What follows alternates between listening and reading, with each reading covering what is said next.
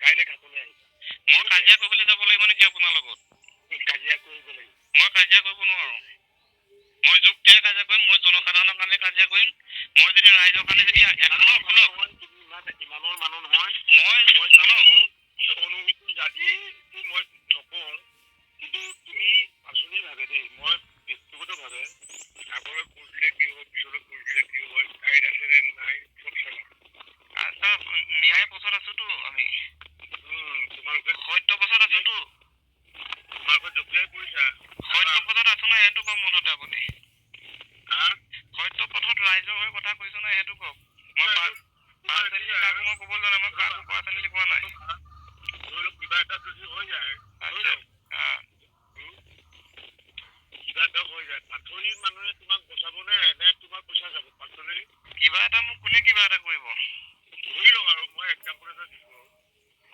কোনোবাই মোক কিবা এটা কৰিলেহে মোক কোনোবাই বচাব লাগিব। মোৰ বাক স্বাধীনতা আছে, মোৰ ক'বলৈ অধিকাৰ আছে, মোৰ স্বাধীনতা আছে মোৰ। আচ্ছা, এই কথাটো তুমি অকণমান বেছি ক'লে কথাটো প্ৰব্লেমটো হৈ যাব না। প্ৰব্লেম একো নহয় মোৰ কাইলৈ প্ৰেছ মিট আছে মোৰ। মই কোন দলৰ হৈ কাম কৰি আছো?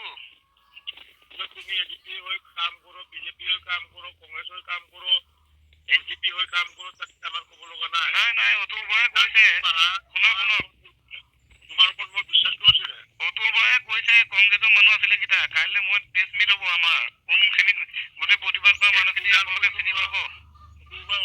তোমালোকে বুজি পাব লাগে 14টা জনম ল'ব লাগে। নাই 14টা জনমত এই জনমত আমি নোৱাৰো সেইটো জানো, কিন্তু সত্য ন্যায় পথত থাকিব লাগিব। তোমালোকে ৰিজাল্ট পাই যাবা, কিন্তু তোমাক মই ভাল পাওঁ, সেইকাৰণে তোমাক কথাটো কৈছো। তুমি বেছি আগ্ৰহ হলে এই যে জোনমণি ফৰ এক্সাম্পল, নাই সেইবোৰ কথা আপুনি নকব। আচ্ছা, তোমাৰ মতে চলাবা আৰু কিন্তু এটা কথা কিছু অতিপাত হলে নহয়, তুমি পাথৰিৰ পৰা মানে দুকুটিলৈকে ওলাই আহিব নোৱাৰিবও আছে। কাৰণটো কওকচোন। কাৰণটো কওক। টাৰ্গেটটো তোমাৰ ওপৰত হৈ গৈছে।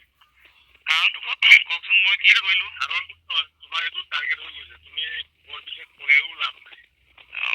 তোমাক নিজৰ ভাইটি হিচাপে মই কথাটো মই কথা এটা কওঁ আপোনাক, শুনক সুজেন দা। হয়, আপুনি যে মোক টাৰ্গেটৰ কথা ক'লে, মই দাদা হিচাপে আপোনাক কথা এটা কৈছো শুনক। হয়, ৰাস্তাটো আপোনাৰ হয়নে নহয়? আৰে ইয়াৰ চবৰে হয়, যদি সেই ৰাস্তাটো আপুনি শুনক আপোনাৰ যদি শুনক দিয়া মানুহজনে হ'ল মই, তেতিয়া ৰাস্তাটো আপোনালোকে কামটো কিয় কৰিব নোৱাৰিলে ইমান দিন? আৰে ইয়াৰ এইটো পইণ্টত লগা নাই। যোৱা বছৰ শুনক যোৱা বছৰ মই 32 গাড়ী মাটি পেলাইছো 800 টকা দি, মোৰ নেতৃত্বত মোৰ নিজৰ ট্ৰেক্টৰে। আচ্ছা, আপুনি এইবোৰ খবৰ লৈছে? খবৰ এতিয়া ধৰি লওক আপুনি ৰাস্তাটো মাৰিছে? মই লোৱা নিওঁতে আপুনি এচি গাড়ীত যোৱা, আপুনি এইবিলাক অনুভৱ নকৰে। মই বাইকখনত মোৰ ল'ৰাটো নিওঁতে মইহে বুজি পাইছো এইখিনি কথা।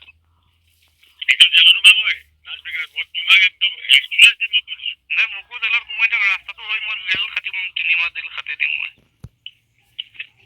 যদি মই ভুল কৰিছো মানে মোৰ ভাইটি হিচাপে কৈছো। ৰ'ব শুনক, যদি মই ভুল কৰিছো, যিবোৰ কমেণ্ট দিছে নহয়, এই যিবোৰ কমেণ্ট দিছে এই জেলত সোমাবই, আৰু ইয়াক তাতলৈকে আমি ওলাবলৈ নিদিওঁ। সেইটো আপুনি নকব সুশান্ত দা, সেইটো নকব আপুনি। কাইলৈ ওলাই চাবি, সেইবোৰ ভুল নকৰিব।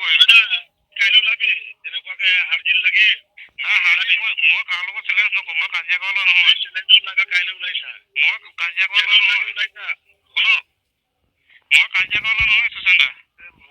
মই যতীন ছাৰক কৈছো, মোৰ ঘৰতো আপোনালোকে পাতিব পাৰিব, নহলে ইয়াতো পাতিব পাৰিব। মানুহখিনিক যে তেনেকুৱা এটা চেনেলত ৰাখিছে, যেনেকে যে কৰিব মইতো অপোনতো ভবা নাছিলো।